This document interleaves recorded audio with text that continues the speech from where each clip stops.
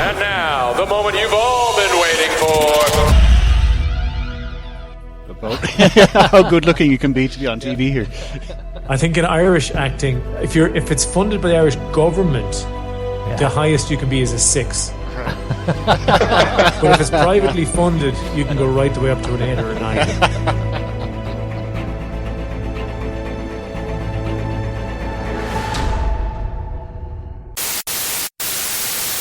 Good evening and welcome to Is It a Bicycle, Season 8, Episode 5, the original and bestest ever TV and movie podcast from Ireland.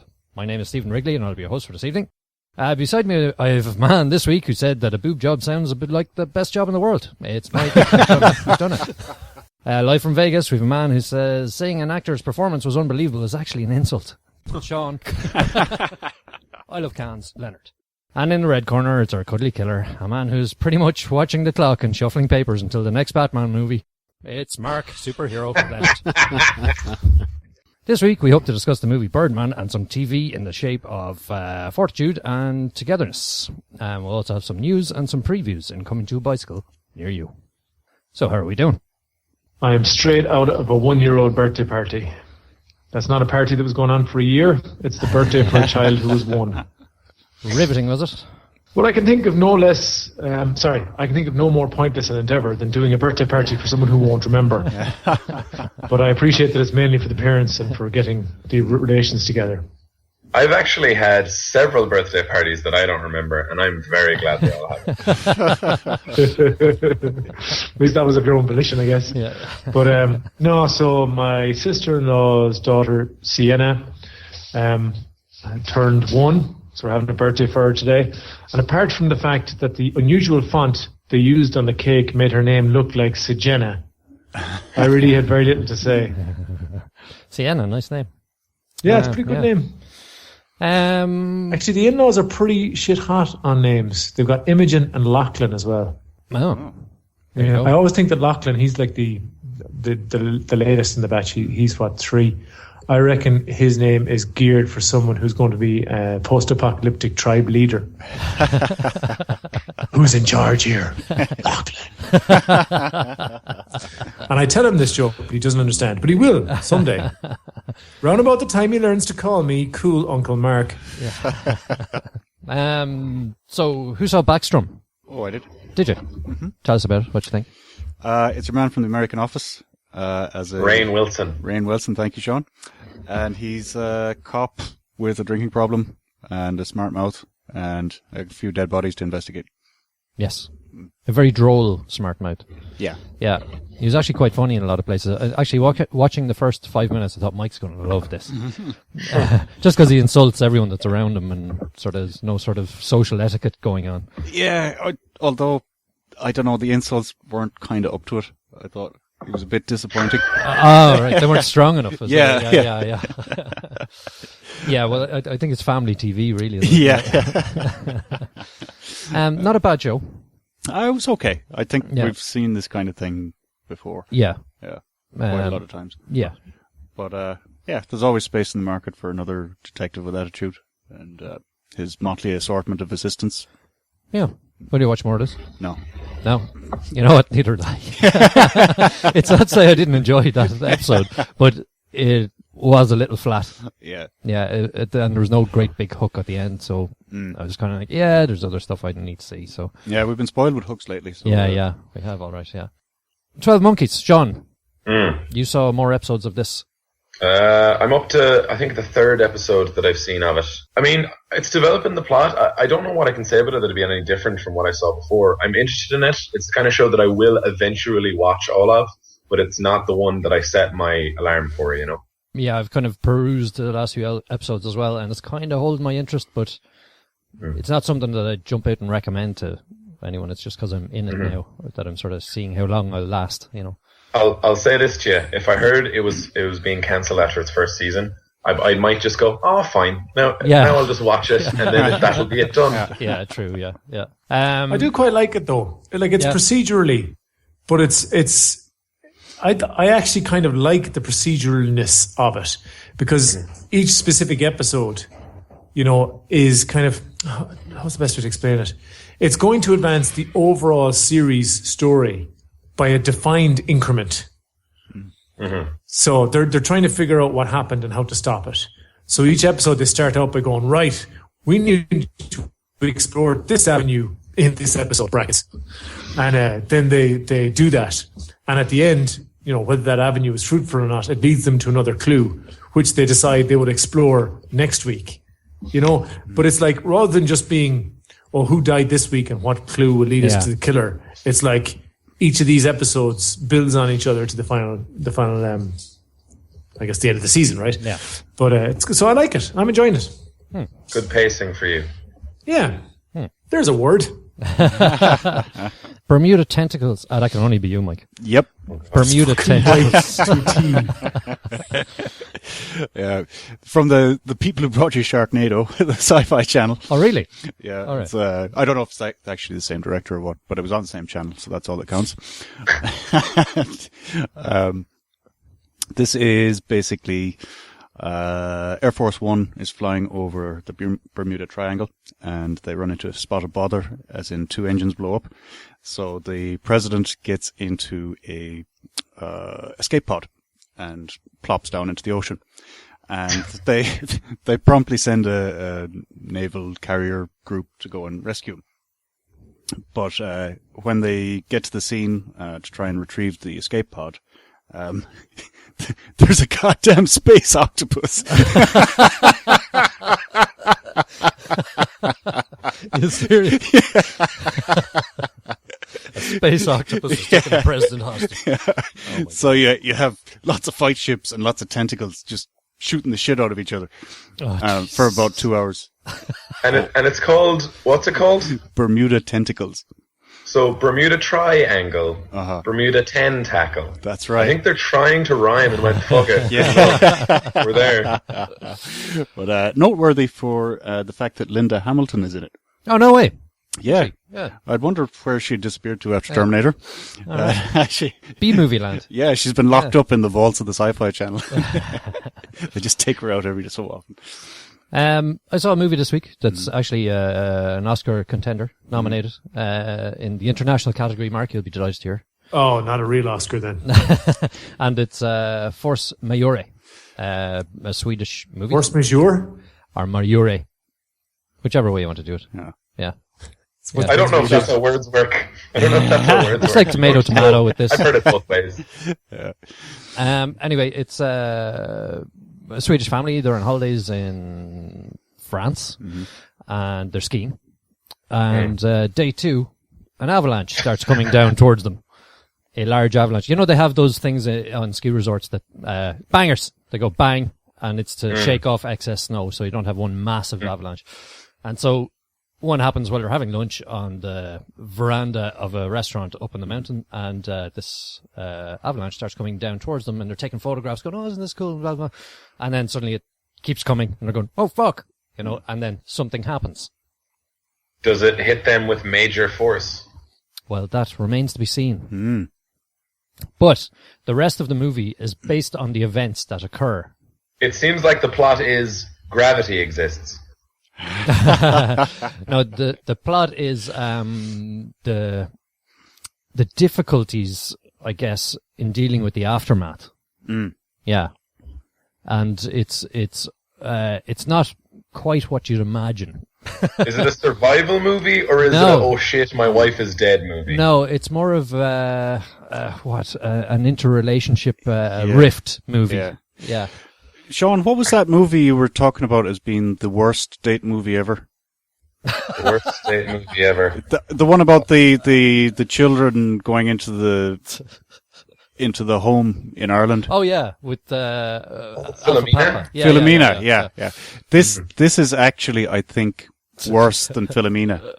Nobody should go and see this with a significant other. No, it's worse if you're married, I think. Yeah. This is like a no if you're on like your honeymoon. Yeah. Yeah. But it's but anyway, the acting is really good, cinematography is really good, production is really good. It looks really well made. It's won a host of awards, namely in Sweden, and I wouldn't be surprised if best Swedish avalanche movie. Yeah, I wouldn't be surprised if this picks up from what we've seen so far. The Oscar. Yeah, it was quite a strong movie. Mike, would you agree or not? I do agree it was a very strong movie.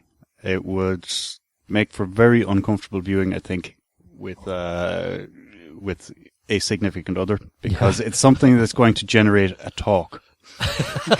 And you never want to have a talk. But I always like to try and look at the bright side of stuff, you know? So the way that I would look at it is, if you really want to watch your relationship with someone dissolve, you can do that by watching a movie about a relationship dissolving. It sounds like an insta breakup. Because usually 2 hours, if I knew everything would be over in terms of a breakup after 2 hours, that's okay. I've had longer. I've had worse. So would you give it? Well, I was just going to say, there's so much intensity. Yeah. It reminded me a bit of, what was the Last Valley thing? Yeah. The Last Valley. Yeah, the Last Valley. Thank you, Steve. Dick. And similar to the Last Valley, it shares a pretty poor ending. Yeah. I thought they were, I don't know if they just ran out of ideas, or they picked the ending out of a lucky bag, or they thought, we better tidy this up, and here's a couple of things to reinforce the point. Yeah. Yeah. But basically, they should have spent more time. It was a little bit rushed, actually. Yeah. You're right. Yeah. And that kind of affected my enjoyment of the movie. Yeah. So I'd say it's probably a 7. Yeah. I'd give it a 7. It could have been higher. Yeah. And I think that poor ending will cost it when it's up against the likes of Leviathan in the Oscar consideration. Oh, interesting. Yeah, they don't want to miss out on that insignificant Oscar. You're just jealous you don't get to see all these great movies. The Oscar for people who can read good. Mark, tell us about UFC at the weekend. UFC 183. Oh, there was UFC at the weekend. Yeah. Anderson Silva's comeback after first losing his title in ridiculous fashion and then breaking his leg trying to get it back. So he's done his rehab. He's lifted lots of heavy things. And he's ready to fight again. And he's fighting off against Nick Diaz, the fighter least suited to the public light. If you had a fighter who was the exact opposite of Conor McGregor, it would be Nick Diaz. Yet again, he didn't turn up for the press conferences before the fight. Really? Because he just hates that stuff. Yeah, he can't do press. Yeah, I'd imagine. Yeah. So anyway, they put on a fight. It was enjoyable. I don't know if I'm allowed to say who won. Am I allowed to say who won? I guess at this stage everyone knows. So Anderson Silva won. Two of the judges gave it 50-45. It was the main event, so it was a 5-rounder. And the other one was 48-47. The 48-47 I thought was a lot fairer. I think 50-45 doesn't tell the story of the match. I thought Diaz did a lot better than that. I would have given a couple of rounds to him, literally 2 rounds to him if I was scoring it. And I suppose the meme that's come out of this fight is in the first round, Diaz was trying to get Silva to start coming forward because that's when he's weakest. He's strongest in the counter, weakest on the attack. So he started talking to him and abusing him, giving him his whole, come on, man, come on, get some. Is literally what he was saying because Joe Rogan asked him after the fight. And Silva kind of went, but if I do that, I'm not as good, so I'm not going to do that. At which point Diaz lay down in the octagon and pretended to be asleep. Then he got up quickly in case, they put him to sleep. Yeah. And then the news broke on Monday that Silva failed for performance-enhancing drugs. He failed his drug test. And Diaz failed for marijuana. Or performance-reducing drugs. You're kidding. Yep, throwing the sport into disrepute. If anyone cared about such things as who's on steroids or not. Wow. I mean, John Jones is still champion and he did coke for Christ's sake, like the night before the fight. So, yeah, are there any sanctions in the UFC? Or is it just a free-for-all? Oh no, PEDS, performance-enhancing drugs, is going to get him docked his purse, a large part of his purse on a ban. Mm-hmm. But he won't lose the win on his record. Sorry? He won't lose the win on his record. I don't know about that, Mike. I don't know, like literally don't know. And I don't know what happens to Diaz. Presumably it was medicinal. Sure, if he's got a Colorado driver's license, he's grand. Like. Yeah. Yeah. So it was a good enough fight. It was an enjoyable enough fight. It was worth watching. Silva was crazy in spots. So yeah, I guess I'd probably give it like a I don't know, 6. Yeah, it's a fair enough mark, all right, Joe. We give scores to things in this section of the podcast now. Sean, I believe you got to Far this week. Yeah, I went up on RTE's website. RTE is the national broadcasting TV and radio company of Ireland. And they do a thing called Storyland, where they commission webisodes of multiple different series and put them up there. One such series is Far, Farr, which centers around a young cop who has a secret that he is in fact actually the son of the guy he's trying to take down. And it goes from there. So I got to talk to the co-creator and the lead actor, Sean Blaney. He's a very nice man, and you're going to hear a little bit of that now. So, for anyone out there who doesn't know, Sean, how would you describe what Storyland is for RTE? RTE would say it's a really good springboard for new and emerging talent to come through.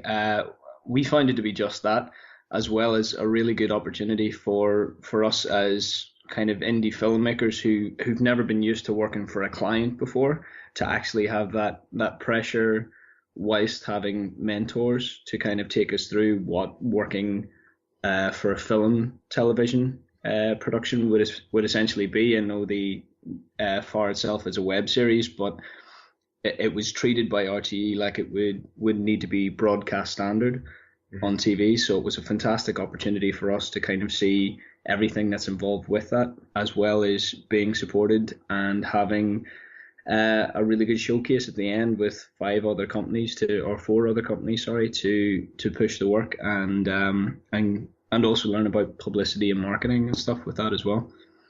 And so the outcome of that is 4 about 5-minute long episodes that you can watch on the RTE player on RTE.ie. But what I'm wondering is about the process for getting into Storyland. Was this something that you were aware of before? Because this is the 5th year, I believe, of Storyland. Is this something you constructed an idea for specifically? It was quite strange. Aidan, who's the director, and myself got together to create some work that we would be interested in, and we're very much interested in our crime fiction and action movies, and it's something that we've never attempted before with short films. And while we were getting together, we were talking for about a month about what Far could be, when Aidan came into the coffee shop and said, why don't we try and throw something into Storyland here? Mm-hmm. And so we had about a month to get something together in a kind of application format and everything that they would need.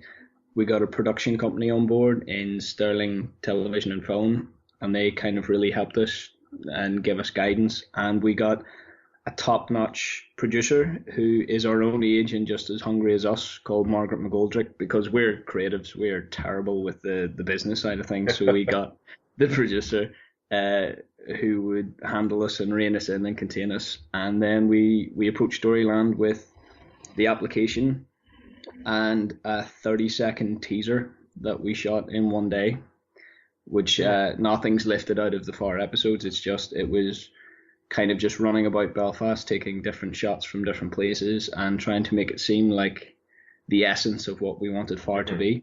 Yeah, the nitty-gritty crime drama. That's it, yeah. And then we took it to RTE, and after about a half-hour interview process with them, they got back to us 2 weeks later, and we were just very, very surprised more than anything else. It took us by surprise that we were trusted, I think, to do this as well. But I think they really loved the idea in the initial interview, and they've seen what it could be, thankfully. Well, it actually does seem kind of tailor-made for RTE in a lot of ways, given, like, I think about my mum and dad. You know what I mean? And this is the kind of thing that they will argue about watching, because my dad will watch it straight away, my mum will want to watch it later, we'll have to Sky Plus it. It's going to be a whole thing. So it's interesting, because I wasn't sure if you would come up with what would RTE want, or if it had just been coming up with what you guys wanted to do. So it's great that it worked out both ways, it seems. Oh yeah, we were happy. RTE were coming off Love, Hate and stuff, which is an amazing show, and we were very much, I think Aidan and I were very much influenced by all the kind of crime dramas, but not maybe your CSIs, but your True Detective and Love Hate and The Shield and stuff. So we just wanted to make something that was quite like that, but had a flavour of Belfast with it. So we were just very happy that RT were into it as well. And you guys should go check out the full interview in our interview section in Is It a Bicycle? And check out the guys. They're still up on RT Player, as I just said, until March 10th or something. Yeah, it's really good. Really good. It's interesting. I'm sure there's a lot of contrast being made with Love Hate, right? Yes, we actually discussed that in the interview as well. I'm going to go right to the interview section and listen to that. But I'm glad you raised that with him, because I was just thinking what I would like to discuss with them, and because it's probably quite difficult to not have people going, well, you're just Love Hate set in Belfast. I mean, it's interesting. I asked him point blank, and definitely, Mark, this sounds like I did this interview for you. Go to it, because one of the questions that I asked him was, what parts of this show are specifically this show? Like, what is it that makes it fair and not, something else? However, Mark, you're going to be disappointed because I couldn't be disappointed with an interview you did, Sean. No, not the interview as such, but do you know how you have this thing that American shows, when they investigate murders, they also happen to be very attractive while they investigate them? And then over this side, people aren't quite as attractive. Hold on. What are you saying? Yeah. What I'm saying is that Sean Blaney and pretty much the rest of the cast as well, incredibly handsome, very attractive. Very group. easy on the eye. The whole lot of them. Oh, yeah. Quite. We didn't get a photo of it, but he's grown out a beard for a part, and he had a big hat on him. He looks exactly like Chris Evans from Snowpiercer. It's amazing. He's a bit of a handsome bastard, all right. Indeed, and he's probably listening to this right now and just going, stop, more. Yeah. But is there not some local actors union rule about how good looking you can be to be on TV here? I think in Irish acting, if it's funded by the Irish government, the highest you can be is a 6. But if it's privately funded, you can go right the way up to an 8 or a 9. But it's probably seen as poor form, though, isn't it? It's frowned upon. Yeah, to good-looking people on Irish television the in guild general. wouldn't be happy. It's like the rule that we have on radio, where a certain amount of content has to be Irish music and Irish hands. You need to have a certain amount of uggos just floating around. Right, I'll move on before we get in trouble. If we were on TV, that'd be you, Mike. Thanks, Mark. That was mean, and I liked it. Yeah, busted. Okay, let's go to news.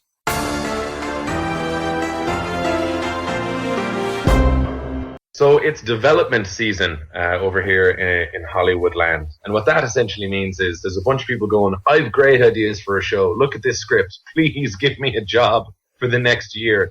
Please give me a job. So there's a bunch of people working on that. So what we're hearing about are pickups. Shows that have either been picked up straight to series, which is very rare. Shows that have a 13-episode order already, which is still rare. Or shows that are having a pilot made. And things could still fall apart before then, but it's the kind of time when all of the actors are like, where are the auditions? Where's the casting call? Let me know what shows are coming up. I could be that guy. I could be that guy from that thing. Huh? I'm handsome. Look at me. So American. But I was reading the trades, and the Hollywood Reporter came out with a couple of things that they've seen in the shows that are coming out. Not really that surprising in a lot of ways, but essentially, if you are a showrunner who has a show that's successful currently, or you have had a show that's successful, they want you to do a bunch of different shows and make sure that you get pilots going, whether that's exec producing them or whatever. Oh. Yeah, I mean, there's so many people. Like, you've got Howard Gordon from Homeland, who I met actually at Comic-Con, and you guys should go watch those interviews again. He's like from Homeland. A bunch of shows, like 4 projects. He's got 4 projects, just him by himself. And at different networks as well, in like loads of different things. And there's a guy, Bill Lawrence, who I remember from Scrubs, but more recently a show called Undateable, has 5. And it's in part, it's because the networks want shows they can count on. And these guys are like, well, if I make 4 pilots, I still might only end up with 1 show. Yeah. Or at least 1 more show, because some of them are. Question for busy. you on that, though. Where's the money coming for these pilots? The money for these pilots, so the way that it works is Yeah. the studios make the pilot and the networks put on the pilots and put on the TV shows. So the studios have to put in the money. There are also investors sometimes. Yeah. But the studios put up the money to make the pilots and then go to the networks and go, who fucking wants this? You want this on your fucking network. You're going to own Friday nights at 8. Yeah, yeah. And then what the networks want is a show that will, even if it's not that good, what the networks want is a show that will run for long enough that they can put it into syndication. Because if it gets syndication where it's on loads of different TV channels and people are paying them money and people are paying, you know what I mean? Then they can actually make back however much it costs to make TV shows. And for a lot of them, it's a big, massive risk. Like we know how much the Lost pilot cost. So yeah. So that was also a factor, wasn't it, with the single camera, multi-camera, and the cost of each episode being like $1 million per episode. Exactly, because everything's costing more and more. One, because that's just how the world fucking works. But also, with movies and with TV, like to compete, you kind of want a lot of money. So in a lot of ways, it seems like these trends are... I just was about to pretend this was a realization, but it's not. It almost seems like a lot of these decisions are motivated by money. But so one of the things they're doing is saving on money by making them multi-cam as opposed to single-cam. But also they're looking for properties, not just showrunners people know, but properties that people know. Can you explain what the difference is there? Just while we're chatting about it. The difference between which? Single and multi. Oh, the difference between single just for and those multi-cam. that don't know. Yeah. Well, this might sound strange, but... I know what it literally means. Thanks. Yeah. But like give one examples is what I mean. Yeah. So like if you have a single camera, the idea is that you set up a shot from a particular angle for a particular purpose. You know what I mean? But if you do multi-camera, then you can, for example, in sitcoms a lot, you can do multi-camera, shoot a scene that they maybe only do 3 or 4 times or less, but you get it from enough angles. Then in the edit, somebody decides what it looks like. They go, right, well, go to this person's face for reaction. This person's talking, go back to their face. And they can cherry pick their best bits, which is why continuity is so important. Whereas single camera, I think the idea is, no, this has to look exactly like this. We're going to put the thought and the time to getting it. So yes, and time being money, it's definitely a factor. Yeah. Hopefully I've said that right. If there's any like people who know better, they should definitely harangue me on Twitter at Sean_Leonard or at Is It a Bicycle. But also money matters. So they were like, you know what? Let's just get some movies that people like. Let's go on a binge and watch some movies. And then maybe, I don't know, let's make TV shows out of them. And what's bad is that usually I get to laugh at you guys because your childhoods are being destroyed. But they've caught up to me. Uh-oh. Yeah, because, so, like, the earliest one is they're doing a big remake from the guys who made Enlisted, which is a show that we pretty much did like at Is It a Bicycle? But Big was a huge movie. The idea, you know, a boy wishes he was big. Yeah. He goes to a carnival and asks Zoltar to make him big or whatever, and then he's a grown-up. With a lot of weird sex issues thrown in, and also a really endearing message. I don't know how they're going to play it, because now all the fucking 8-year-olds running around watching porn already. They all know more about what's going on in the world than I fucking do. Yeah. You know what I mean? Yeah. So I don't know how that's going to change that show, but I'm excited about it. Maybe the wounds have just healed for me. And Mike, you might be excited to hear that Terminator might be up for another TV show. Oh, good. Yeah. They're going to give not same Linda Hamilton the gig, yeah? There's quite a few of them, isn't there? I guess they're all coming off the back of Fargo last year, you know, and how big that went.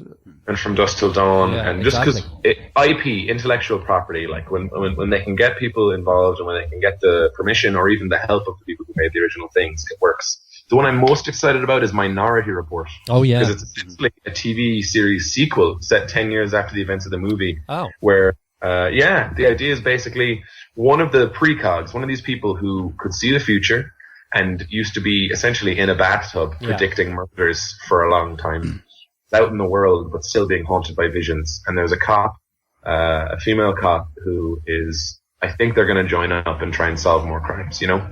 So it's a show. You're ready to go. You know, someone has a vision, you go stop it. It's basically the plot of That's So Raven, but with less hijinks and weight fluctuations. And then the last one that I had picked out was Rush Hour as a TV remake. Yeah. Now, if Bill Lawrence, the guy who did Scrubs, wasn't attached, I'd be so fucking worried. Because I cherish Rush Hour 1, 2, and 3. Like, genuinely. Mostly for the performances of the two leads, Jackie Chan and Chris Tucker. Like, Ruby Rod can do no wrong. Neither can the drunken boxer. So I have no idea how they're going to find a cast that can do that. But I bet there's a bunch of actors out there going, I want to be Chris Tucker. Let me be Chris Tucker. I don't know. I'm excited about it. Yeah. But you know, this is all kind of distressing. Why is that, Mike? Well, for a lot of young aspiring actors, directors, writers, and whatever, the whole attraction of Hollywood is you go in, you make a big movie, $1 billion, and you can spend, 11 months a year on a tropical island somewhere, drinking beer, and then put in a couple of weeks of hard graft to make another blockbuster. But from what Sean is saying, they actually have to work quite hard. It's kind of busy. Yeah, it's a ridiculous schedule. Like, even when you don't have a show, trying to get one is like it can be a year-round affair. Yeah. And then the idea that if you spend all year getting ready, you do a pilot, and then no one wants to show it or let it get picked up, then, well, I guess you got to go back to the drawing board again, right? Jesus. No wonder that these people all go crazy. Yeah. Another one I saw in the news this week is coming out soon is Mr. Holmes, a new Sherlock series. Another one? Starring Ian McKellen. Yeah, so it's 1947, and Mr. Holmes is now 93. No. And he feels he is sort of losing a bit of his intellectual acuity. Exactly, that's the word. Thanks, Mike. So yeah, it's there's a clip online where you tweeted it earlier. If you want to go and have a look, but it just gives you an idea of where they're coming from with it. Looks interesting. He's doing his final case. Just one last case. 47 million days after retirement. So risky thing to do when you're on television. One last case. Yeah, it is, isn't it? Yeah. It's going to be the case of the leaking nappy, or... Sorry. Actually, if anyone's interested, there's an incredible sketch from That Mitchell and Webb look that is one of my favorite things ever. But they literally, it's literally just that idea where Watson is fine, but Holmes is like, he's really out of it, and he's got a nurse that he keeps thinking is Moriarty or something. And like, it's really funny. They play it for laughs. But then at a certain point, right, David Mitchell just stops and looks up and goes, I do know, John. There's a fog and I just can't clear it. It's amazing. Yeah. Tears come out of both of their eyes. And then you realize that the week before they went, wouldn't it be weird if we ended a show with a sketch that wasn't funny? Yeah. It's an amazing, go find it on YouTube. Mitchell and Webb, Sherlock Holmes. Speaking of which, SNL, did you see it last weekend with J.K. Simmons? I did not. How was it? Yeah, for the intro, he came on as himself and spoke about what he's been doing and so on. And then he said, okay, we're going to start with a little number. And, lady comes out on keyboards and a guy comes out on drums. And he goes, okay. And so he goes, okay, so it'll be in... And he has this word like avalanche, and he goes, okay, 1, 2, 3. And he goes, your man starts playing drums, he goes, up! Stop it! He goes, no, stay with me. Keep the time, and he goes straight back into that character again. Yeah, not quite my time. Yeah, not quite my time. He goes, okay, 1, 2, 3, and go. And he does this, and then he kicks that drummer off, and he gets, it's all the cast. He has come and play the drums until eventually they have one and your man said, let me just play you a little something. And he is just brilliant on the drums, and he plays this drum solo, and he's just going, "Yeah, that's what I'm talking about." Yeah, it's really good. It's only 6 minutes. It's you'll find it on YouTube or somewhere. It's really good. Yeah, it's worth a look. So, okay, let's kick off. Let's start with the first of our TV, which was Togetherness. Who wants to tell us about Togetherness? Sean. Togetherness is the new HBO show from the Duplass brothers. Which we actually know these guys from a little movie called Safety Not Guaranteed, where I believe it was Mark Duplass was the male lead in that movie. And also we know them from making Wedlocked, where we interviewed Jennifer LaFleur about it. That was the Duplass brothers' effort as well, in part. So, Togetherness is about essentially a married couple, his friend, her sister, and it's about life. At that age, about the difficulties and joys of work and sex when you are a slightly maybe better than upper middle class family in Hollywood trying to do good things. Yeah. So what did we think? Mark, did you see this? Tell us. Well, yes, Steve, I did. I don't know where to go with this. It was pretty inoffensive. I found it very hard to have a strong opinion about this show. And that's not something I'm usually afflicted with. There was a couple of... So the husband-wife story, I really hope is not a bitter look into my future. I really hope. And my wife shared the exact same sentiment. And she looked at me at one stage and she goes, "Are we going to be like that someday?"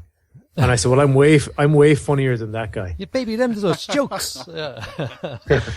But I think that's a good thing. If you're having thoughts about that, then the characters are probably well written and at least applicable to life. Whether they're true to life or not is a different thing, but there's at least themes in their story that you could draw into your own life. So I thought it's well written. I think the characterization is really, really good.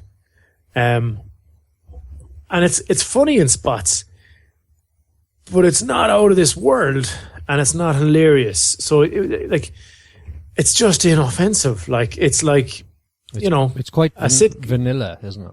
Yeah, it's a sitcom that you could quite easily watch, but you might not go looking for it either by the same token. So that's where it was falling for me. It was kind of just a middle of the road kind of thing. I'm with you on that, all right. Yeah. I did find at the start, I was waiting for it to impress, and then I realized that I just needed to go with the story. And it was quite like you say, inoffensive, but it was interesting at the same time. And then there was a funny incident that occurred, and then it won me over, and I enjoyed the rest of the episode a lot more. But I did like the interactions, especially with the sister. I can't remember her name now. Amanda Peet is the actress. Yes, Amanda Peet. I can't remember the character's name though. Anyway, but she was really good. I liked her story arc. And that was, to me, that was probably the main story. The other being a sort of a supporting story. Anyway, I guess it was the one that I was most interested in. Yeah. I actually was the exact same as you guys, probably maybe closer to Steve because I was won over. So I went and I watched some more of it. Did you? And yeah. And honest to God, it's way better when they actually look at, it's almost more like give them a real problem, or at least a problem that's a little closer to one we'd go, shit, well, how are we going to deal with that? So they actually go and look at them at work. And Mark Duplass's character, the husband, he's a sound guy for movies. Oh. And he really loves sound. So there's this one part where he's walking through a forest trying to record a coyote, and he does, and coyotes actually sound ridiculous. I don't know if you guys knew this. But they go, uru, uru, uru, uru, uru, uru. So he tries to put it in the movie, and the director has a shit fit. What the fuck is that? And he's like, it's a coyote. What the fuck is it? What were you doing before? It was a wolf, but they're not from the area of the movie where you're, and the guy freaks out. Anyway, it's good because they do that for that episode, and then they deal with sex as a problem, like how to make sex sexy again. Hilarious. It was genius. And then the episode after that is they go to a party for the premiere of the movie he's working on. And the guy played by Steve Zissis, the out-of-work actor friend, he is encouraged by Amanda Peet's character to go fucking talk to some producers and shit, you know?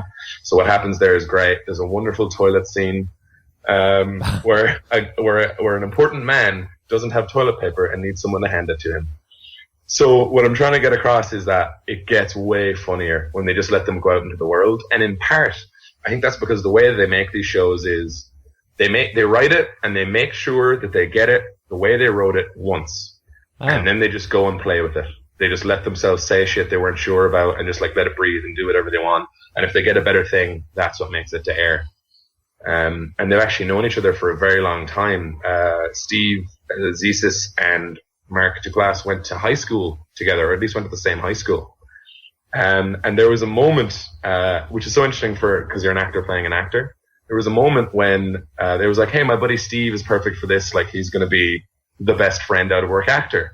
And they were like, I mean, we love Steve, but couldn't you get a better, bigger name? Couldn't you get, like, you know what I mean? Yeah. Maybe a more attractive person with less of a belly.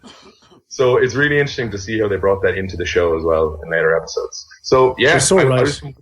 It is what you need.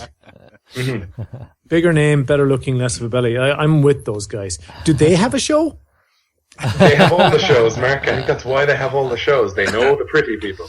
But no, it's good. And there's a bit of a love story as well introduced, like, in the background that sneaks up on even some of the characters involved, which I found was dealt with really well. Like, I actually felt some stuff. Also, I have to say, music is used in this very well.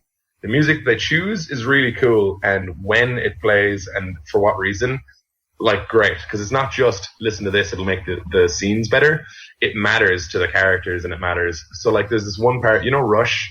Tom Sawyer, that song by Rush? Yeah. So there's a point where they use that song to motivate a plot point, and they just blend it with, like, the credits and shit. Oh, talk about fake drumming, let me tell you. The way they use music, I was very impressed with, even after I turned off my faculty and just started watching more episodes. Oh. So, this episode is obviously thriller for you. I think episode 1 is thriller, but 2 and 3 much better. Mark?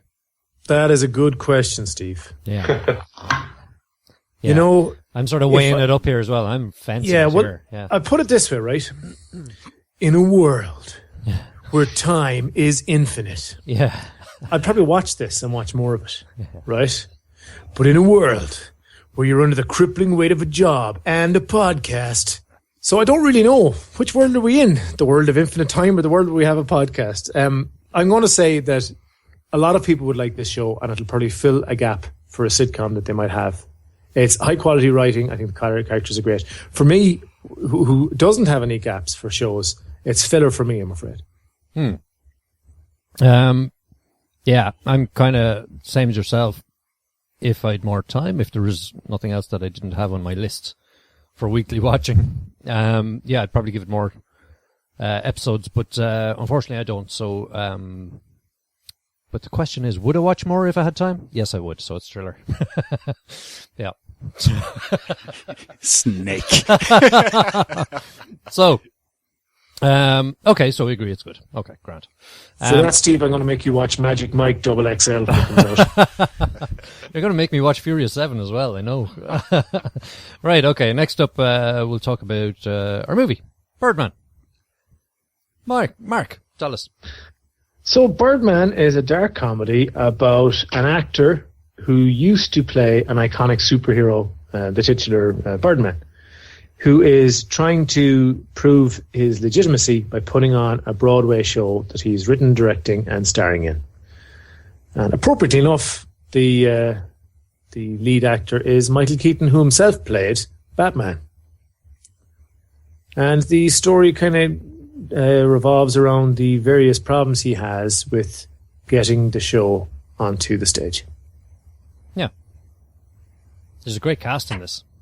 Fantastic cast. Michael Keaton, Zach Galifianakis, Ed Norton, to name just a few. 3, in fact. Emma Stone's in this as well. Oh, yes, she is. Who else? Naomi Watts. Good call, yeah. So, yeah, it's jam-packed.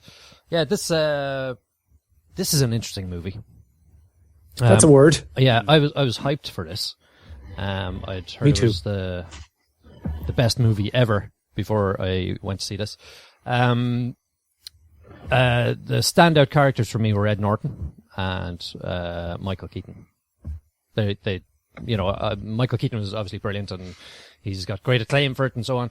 But Ed Norton, I don't think is getting as much airtime as he should because of his role. I thought he was really, really strong in it. I love the long one-take shots, and there's lots of them. I thought they were brilliant. I liked the bit of fantasy that Michael Keaton sort of manufactures, and I just love the whole behind the scenes of the theatre scenario. It's been a while since I've seen a movie about, you're on set in 2, and there's all the rush and the hustle and bustle and, the sort of drama that's going on backstage, and you don't see so much of the audience. You only see them now and again, and you more hear them than see them, which is kind of cool too. And I like seeing the whole the procedure, where they have the writing and the rehearsals, and then the previews, and before opening night, and the whole build up, and the financial difficulties, and never mind the kind of love triangles and so on and so forth. There's a lot in this movie. It keeps you busy for the time it's on. Yeah. It's yeah. I would like to talk about the elephant in the room. Which is what? That this movie is fucking crazy. It's fucking crazy. Let me know, Steve, if I'm interrupting you in something that you want to get to. Well, you've just hit on a point, and I just have a very small comment on that. It is crazy, and it, really reminds me of is Woody Allen movies. If I'd been told Woody Allen had directed this, I wouldn't have been surprised, or written it, should I say. It's just got that buzz about it. It's fast, and there's a lot of sharp talking and very, very good pacing in it, which I always liked about Woody Allen movies, regardless of the storyline. But yeah, sorry, go on. Well, no, I'm glad that you also agree that it was complete knucklefuts. So, for about 20 to 25 minutes, I was really enjoying this film. Because there was a little element of, maybe that everything is not quite right in Michael Keaton's head. And it was feeding into the way he seems to have lived his life and was currently engaged in his theatrical endeavor. But they just took a hop, skip, and jump off the deep end at some point in the middle of it. And I went, this film is crazy, and I no longer have any interest in it. It also has the worst ending in the world. And I was literally standing there, right, looking at my cinema screen, waiting for this fucking film to finish, going, oh my God, I would so leave this theater if I didn't have a podcast and someplace else to go. And I just wanted to finish so badly. And then when it did finish, I was going, so I predicted the final act. And then it finished so badly. After that. It was so terrible. Such a terrible, terrible, terrible finish. So I have to give it its due, though, and I think you've covered a lot of it. Michael Keaton's excellent. I think it's very cleverly written.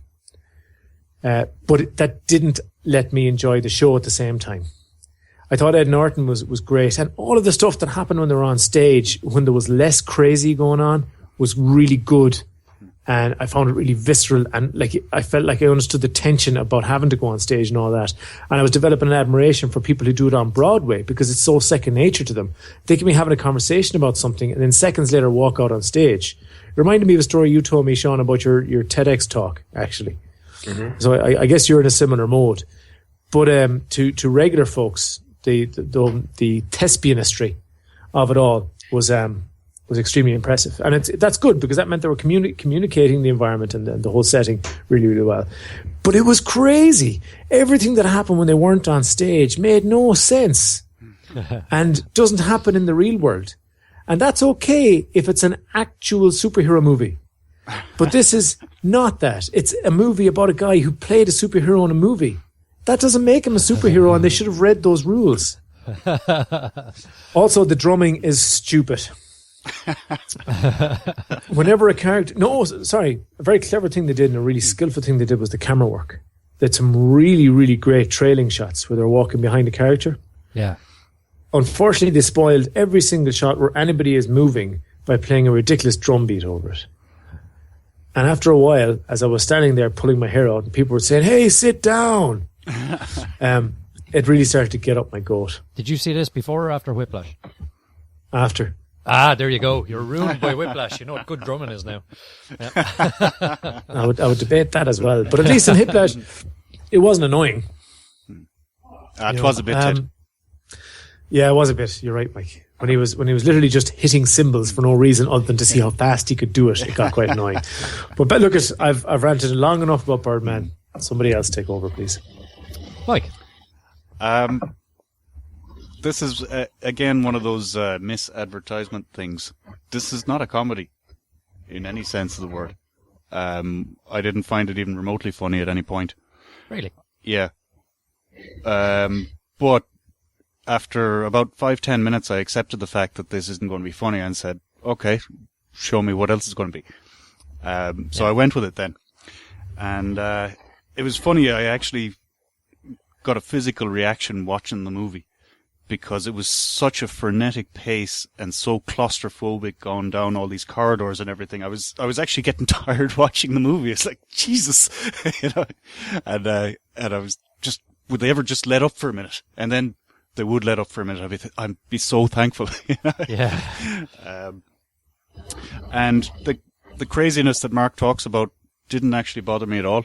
I kind of bought into the fact that his world is a bit odd, and I just accepted that.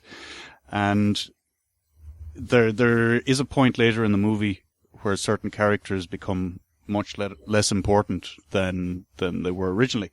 And I was thinking at the time, why is this happening? And then I thought to myself, oh, because this is his world, and he's no longer obsessed with these people. So it doesn't matter if their story is finished. He's moved on to other things. So I thought they did that quite well. I did like the random drummers appearing here and there. It's like, what the fuck? And I thought the supporting cast were excellent. Even Emma Stone. Even Emma. You know, she sometimes gets a raw deal, you know, as just like, filling in type roles. She was a diamond in the rough. She was, but she was very good in this, and I thought the relationship between her and her father was handled very well, particularly in the ending, which I did like. And I don't want to spoil it, but I thought the ending actually worked quite well, and it made sense to me, given what had gone before. Oh. Jonas. So one of the things that you've kind of commented on is the way you get into a scene in a regular movie is usually it cuts to a new scene. The way you get into a scene in Birdman is you are brought into it in a way that matters and is important.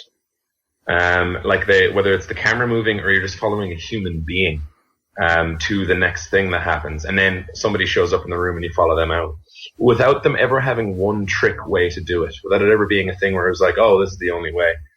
And I really, really liked that, because the frenetic pace couldn't have worked, I think, unless we had that happen. There is a manipulation of time in this as well, because it takes place over a period of time, a number of days, but we just get it as a night at the theater with a few breaks. Like, this could have been a matinee. That was the rehearsal, a show in the afternoon. That was the first preview, and then the last preview or the opening night as it was amazing. It was a beautiful 1-2-3 structure, which gave it the unity of time, and that even helped their unity of place as well. Because that theater felt like I could have walked around it after watching the movie, and I know where I was fucking going. Yeah. And that's amazing. That is a crazy thing to be able to do in such a short space of time. I couldn't have done that with the school and Whiplash. I couldn't do that with almost any other thing I could name. I knew that place and where I should stand to be out of the way of the audience even at certain points. And I agree with everything you've said about the acting. I thought that was amazing. Michael Keaton was genius-inspired casting, and not just because of the Batman thing, but just because of how good he is. But it's like, there are things that he says that I believe that when other people would say them, I wouldn't. You know what I mean? Just the way that he says it, like he would say anything. It's just like comes out of his mouth because these are words. This is a real life thing. He believes it. We believe it. And like, for example, if Michael Keaton, if I met him, if I was lucky enough and he told me he had special powers, I might believe him. Like, I genuinely would give it some thought. I would definitely do that. With regards to the music, do you guys know about the controversy to do with this? Nope. No. So it is another controversy with the Academy's music branch. So Antonio Sanchez's drum-centric score for Birdman, for this movie, it was disqualified for Best Score consideration because its soundtrack includes pieces of classical music. Oh, it has some of it in it. Yeah. And also, it's essentially, in a lot of ways, it's one long piece of music, you know? So people, and there was an appeal made, and there were people like, yeah, it should be nominated. And there are other people who were like, well, you can't use the music if you've got songs from other places. And it ended up not being allowed in. I thought it added to it amazingly and held me in my seat throughout. And with the idea of it being his world, Mike, actually I think helps me like the movie more and understand the movie more, because I had wondered about that as well. And like Ed Norton being such a fan favorite that, you know, like leaving a character you really like, the idea going, I hope I see you again. It's true. Like I understand that and I appreciate what you were saying. The way they got to do crazy stuff in this movie, outside, we'll say, the theater, as Mark was saying, but that still felt like, to me, the same kind of stuff that they do, the crazy stuff in the theater. You know, it was all motivated by human emotion, and it was all motivated by how a person is received, and the philosophical discussion that they had numerous times about whether or not theater matters, whether or not making something matters, whether or not we care what other people think about us, if what other people think about us, whether or not that matters. Amazing. And they picked the perfect way to do it. A movie about a play where a movie star is trying to do, air quotes, credible, in their quotes, acting. I thought that it was genius and inspired and beyond clever. It just made sense and it felt right.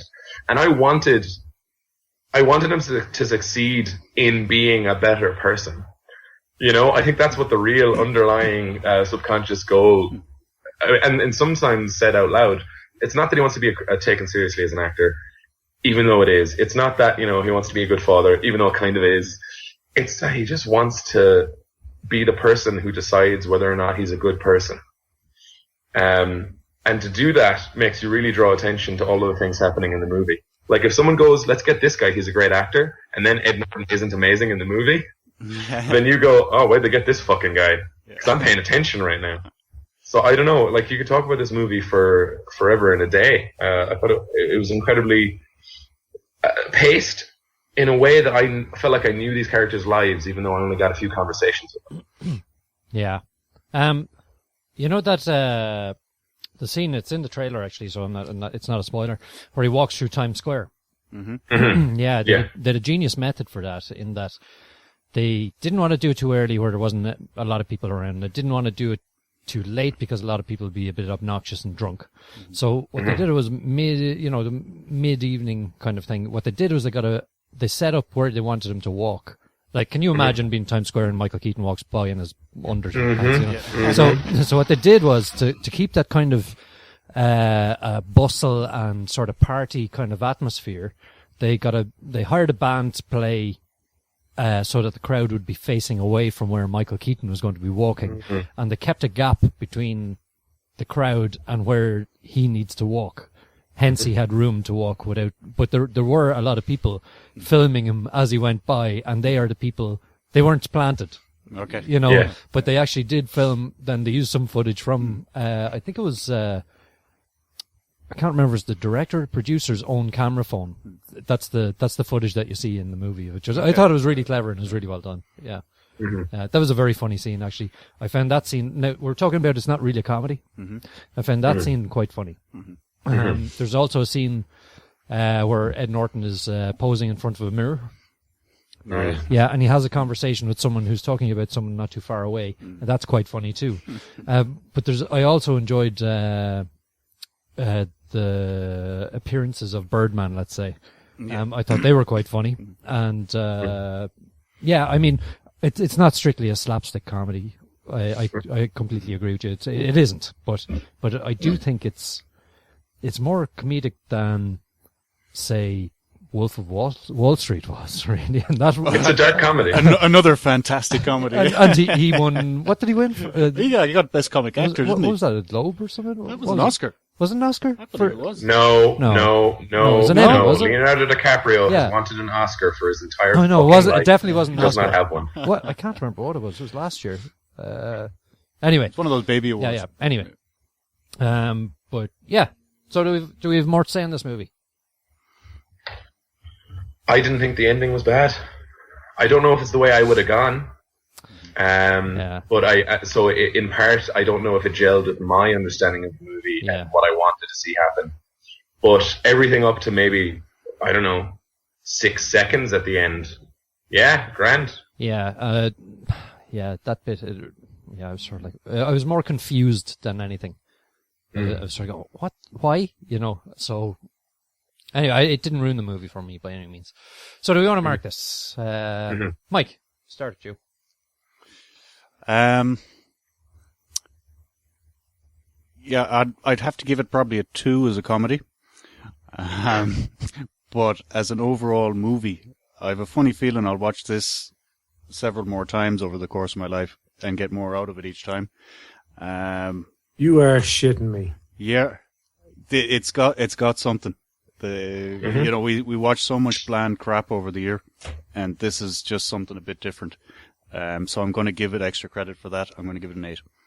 Oh God, it's happened. It's happened. This is what happens to people that review TV and film if they do it for long enough. They actually learn about movies. That's one point of view. My point of view is that all of a sudden you can't relate to the people you're reviewing this stuff for. This is exactly what I talked about the Fantastic Four. Like the sexual equivalent of this now is again fucking S&M. You can't get off just having sex with a person. You have to have clamps on your nipples and electric fence pull up your hole before you can do anything. Don't knock it till you tried it. and that is Birdman. That is the movie equivalent. It's too weird for regular people, but because we've seen all the regular stuff, that's the only thing that gets us off, man. It needs to make no sense for a long time and have random drums. Now it's got me. Oh yeah, I'm gonna watch it again. It's a 4 and generous at that. Wow. Okay, Sean.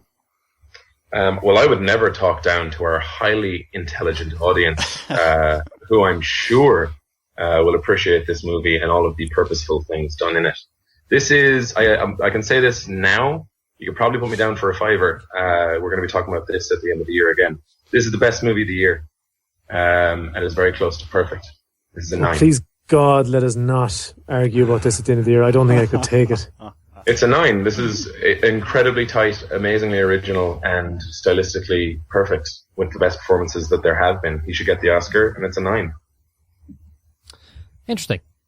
Come on, Steve. Here comes the voice of reason. Come on, Steve. Here comes the voice of what's he going to do? The fence. Here comes the fence. Now, like I said, I went into this, I was hyped. I was expecting a 9 or a 10 nearly. Like, it was that hyped. And the trailer, we previewed it, and I thought it looked great, and so on. So, I felt a little bit let down by the movie. It's a strong movie. Had I heard nothing about it and gone in blind, I would be probably raving about it as much as those people that told me about it, So, but anyway, the ending let me down a bit. It stretched a little bit. I thought, about 3/4 of the way through the movie, I was sort of going, okay, I think I've got it, but I'm not sure I'm quite on the right path, but I'm still with you. And I think it ended up being a strong 7 from me. So there we go. So between those two things. So we've 4, 7, 8, 9, by the sounds of it. Yeah, okay. I'm in the minority in this podcast, sure. But I think in the real world, like, people know at this stage that I represent the mainstream, right? And, probably the folks that agree with you guys about things probably think that I'm just a gibbering moron. But all that being said, right, I think the majority of cinema goers will not like this film. Doesn't make it a bad film, I grant you, but it does make it a film that I hate. I think that the majority of cinema goers have already said that they love this movie based on how much money it made and how much people like it.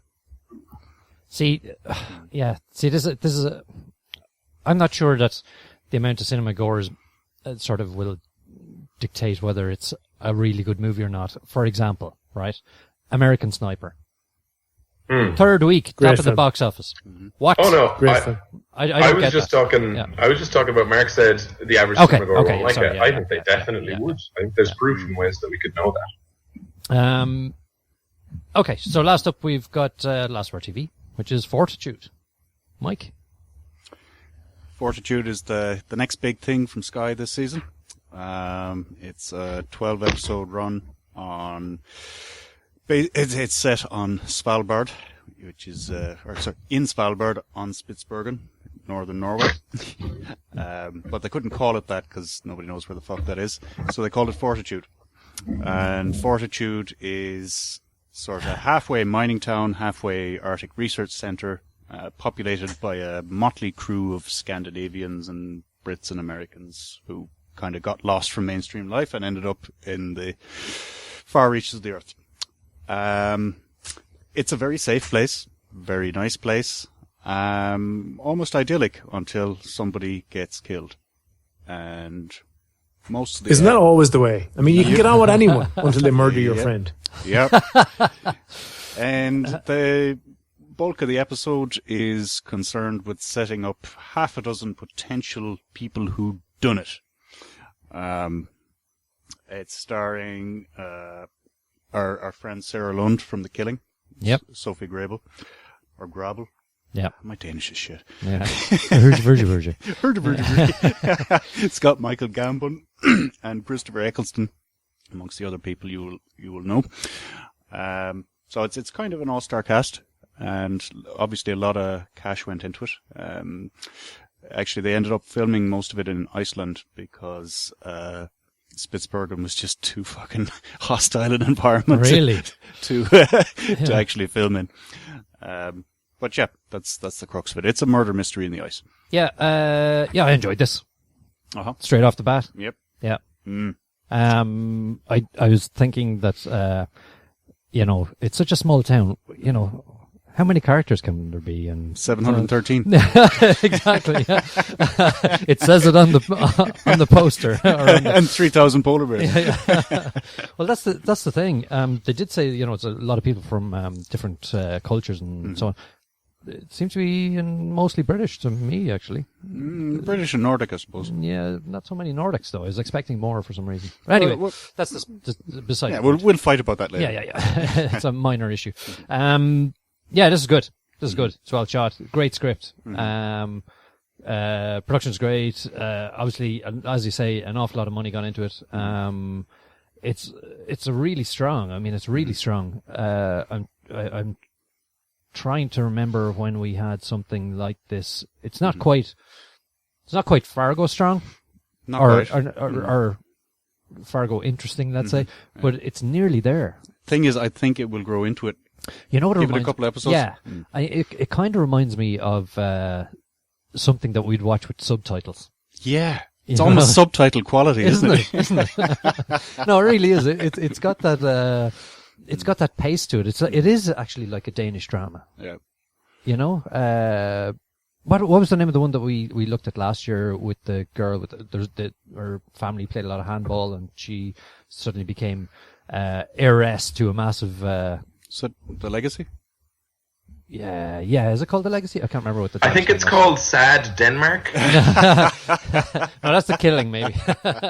but it kind of reminds me of that, the pacing and the characters. They don't have to do something every second. I mean, they don't have to explain something. They don't explain a lot of stuff. There's a lot of stuff that just happens out of the blue. Yeah. Yeah. And you just roll with it. And Yeah. I think that's what I appreciate about it, actually, is that you're not being spoon fed. Yeah. Yeah. There's quite a number of scenes where you go, what the fuck? Yeah. But it comes about and you go, oh yeah, that was that. Yeah. I was so glad of the Sky pause, actually, because I could go back and rewatch the scene. It's like, that still doesn't make any sense. Yeah. Like there was a scene where they met those guys out in the ice on the skidoos and they didn't have rifles with them. I'm pretty sure that'll be important later. I am pretty sure it will, but it was quite an interesting scene in that it was kind of confrontational, but it wasn't. Yeah. You know, There was some serious passive aggression going on you there, didn't know which way it was going to go. Yeah, you know, if someone was going to take insults or if someone was going to rear up and so on. But I really enjoyed that. And, I kept, on that scene, I kept thinking of that Clint Eastwood Western, when a man with a Winchester meets a man with a 45. The man with a 45 is dead, man. Yeah. So the basic story is like there is a murder, but there's also several other side stories which are quite interesting. I think There's a whole ton of side stories. Yeah. Like, why is there a heavy metal rock bar in this godforsaken place? There's a virus of some sort going on. Some kid gets sick and they don't know what it is, and they don't know if it's affected the whole population or if it's some sort of virus that has been brought into the area that has a very long incubation period, which would mean that everyone has been exposed to it, or if it's just a small thing. Do you think they'll get a hunger for human flesh when they're infected? No, well, this is the thing, because it coincided with that particular child. It did. There's always one. Finding, what was it, a mammoth carcass, the permafrost that sort of melted away a bit, and they found this mammoth thing. And anyway, but that's actually another story in it, which is great. It's taking a side story to it, but and the ice hotel bit. Oh yeah. Yeah. So that'll be interesting too. Yeah. Oh, there's all kinds of different plots. Yeah. They've got it plotted out. To the max. Yeah. But these things, I don't know why I watch them, because they end up annoying me. Because they set up these characters that you say, "Oh, you're pretty dodgy, aren't you?" Yeah. And you look like a likely lad. I'd say you'd murder somebody, wouldn't you, if you got the chance? Yeah. And there's so many of them that you're thinking, they're so obvious, they can't have done it.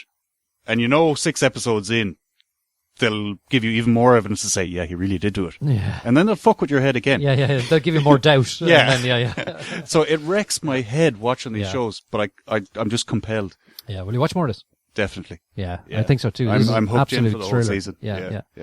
Yeah. So 2 thrillers. Indeed. So, next up we'll have some previews and Coming to a Bicycle near you.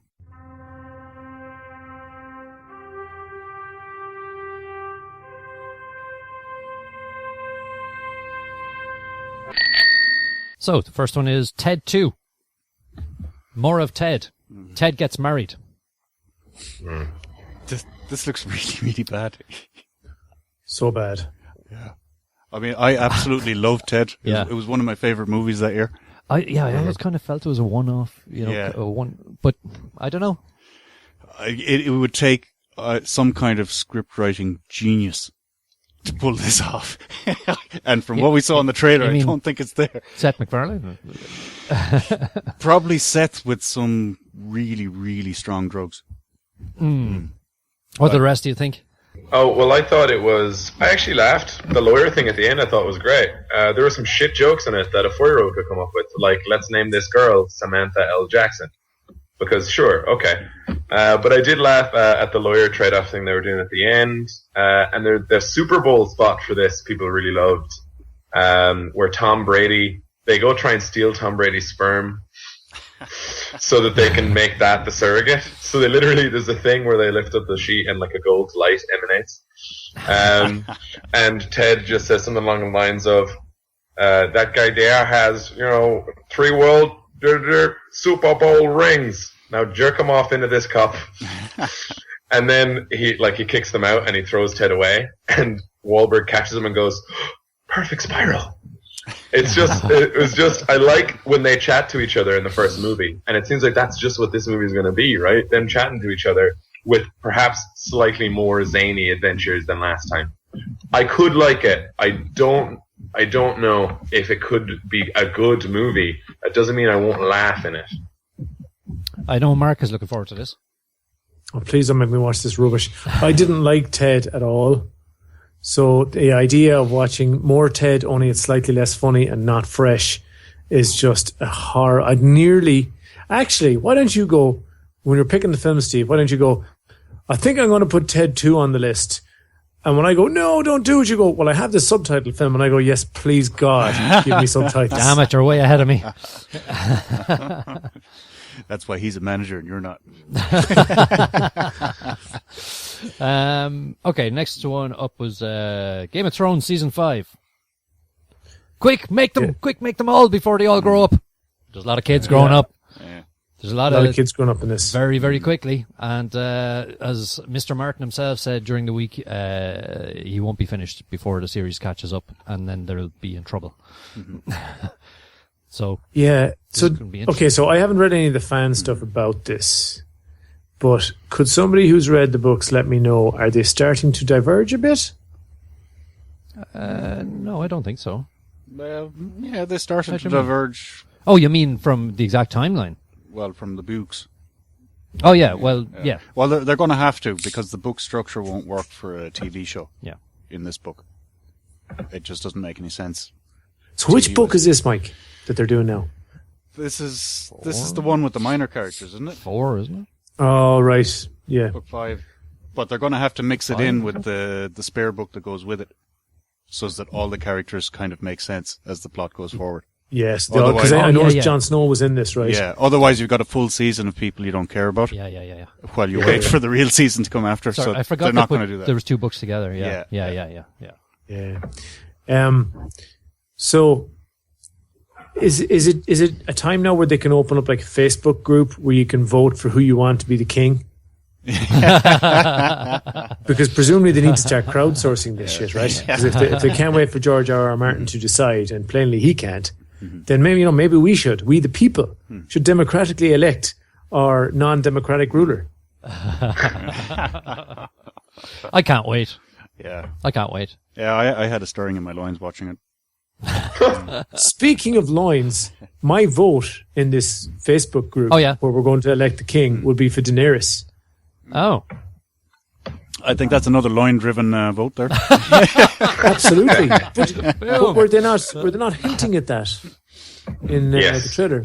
Yeah. Mm-hmm. I said, I'll take your hint and raise you a Facebook group. Is that what he said? It's maybe not a he. Who said it was a he? Or something like similar.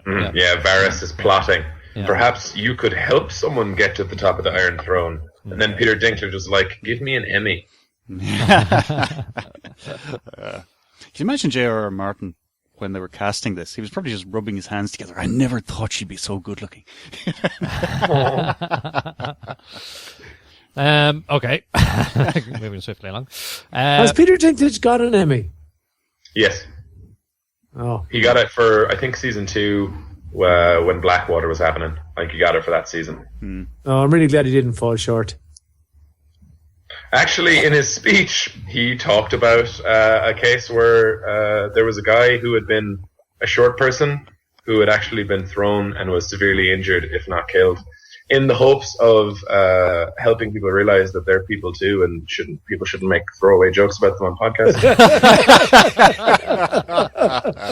Oh shit! I said throwaway jokes. Damn it. So anyway, speaking of Peter Dinklage, the news on Peter Dinklage.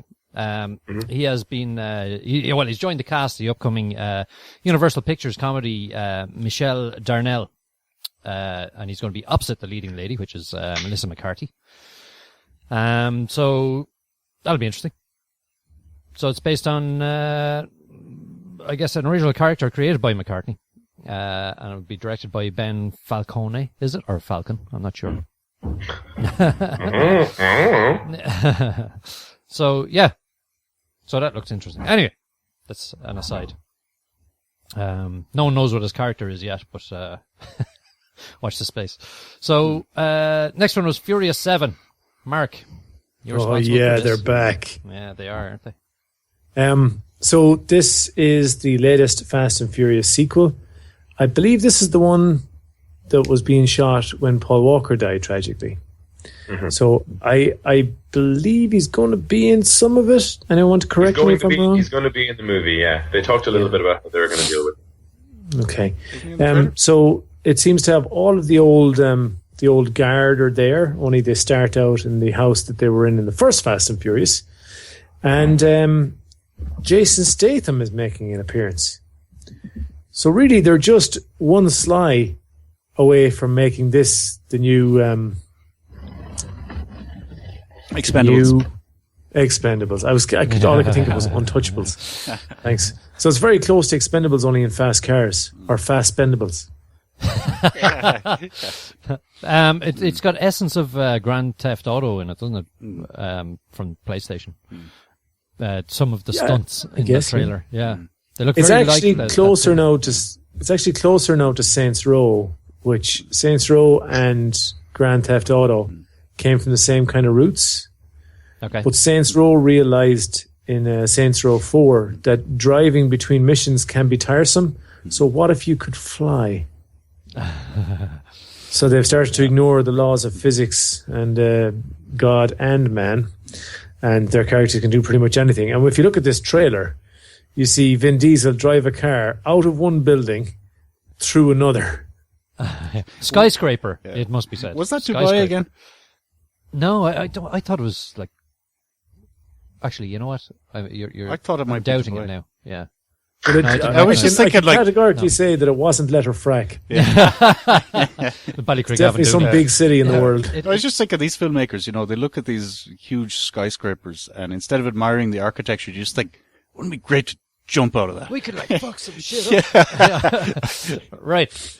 I just checked up to confirm I didn't want to be speaking half-truths, but Paul Walker had already filmed his dramatic sequences for the movie, and he had filmed most of his action sequences. So there was a press release a while back, because they were like, are they going to have to use CGI or what? And the press release said, Fast and the Furious franchise is about family, which this trailer makes abundantly clear. And they actually are using Paul Walker's brothers to complete, or they used Paul Walker's brothers to help complete some of those scenes. And also, it must be said, The Rock was criminally underused in the previous movie, Fast 6. In this film, they gave him a minigun. Holy shit. That's going to be amazing. That man could kill a city. I believe it. He looks like a modern-day Jesse Ventura. Yeah. Mm-hmm. Yeah. It does suit him, though, the minigun.